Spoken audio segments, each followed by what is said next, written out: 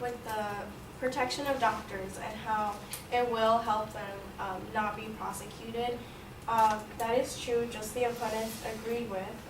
The only thing is that their concern was that how much protection should a doctor have, and are there records of people who go through PSA, and there are records because when you want to go forward with physician-assisted suicide, there are many steps to it. Like, of course, they mentioned as well that you need, a lot of people get depressed when they are terminally ill, and that is true, but that's why they have to see a counselor, and they have to review that they are psychologically okay to move forward, to be competent enough to make the decision that they want to die.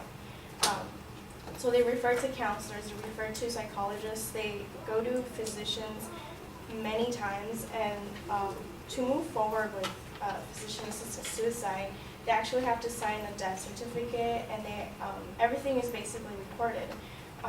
Now, it might be true that the system can be flawed and that right now there are not enough regulations, but that is because the concept is not fully developed. It is a concept that is barely opening up to the public, that more people are jumping to it. And that is why there's still room for change for this law to be applied for people, for there to be more regulations, and to help people make their own choices. As for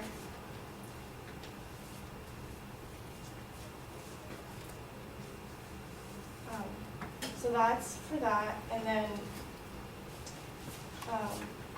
just how I mentioned that it's not fully developed, Jerry Brown, the California governor who just signed the bill, he quoted as for his reasoning saying, "I do not know what I would do if I were dying in a prolonged and excruciating pain. I am certain, however, that it would be a comfort to be able to consider the options afforded by this bill, and I wouldn't deny that right to anyone." So that is something to think about, that just because it is a concept that associates suicide with something bad, as society looks at it, it is not fully a bad thing, because people who are terminally ill and feel that pain every day, we don't know how they feel, and we don't know their end point in life, and that's why they're doing that decision.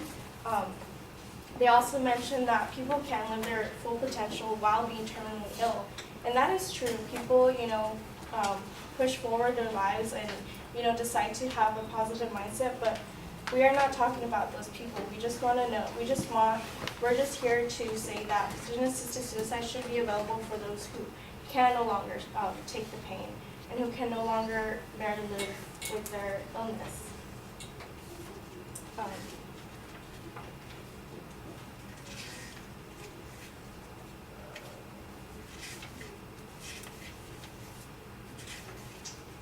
They also mentioned that it is crazy that physician-assisted suicide is cheaper than a treatment, and why should it be cheaper to just let them die and not care for them? But that is not the case, because if it was really about money and about caring for somebody, the treatments wouldn't be so expensive either, because they would care about that person's life and person's being, or they would do more than they already are to just save their lives. But in this case, money is a factor in a sad way, either or. If you want to stay alive, you have to pay this amount of money, which is already unfair as it is. And then if you don't want to live, it's cheap, but in a way, people perceive that as a bad thing. But people don't go to suicide just because they want to die instantly. Not everybody's going to want to die. But this should be available for those who can't bear their illness anymore.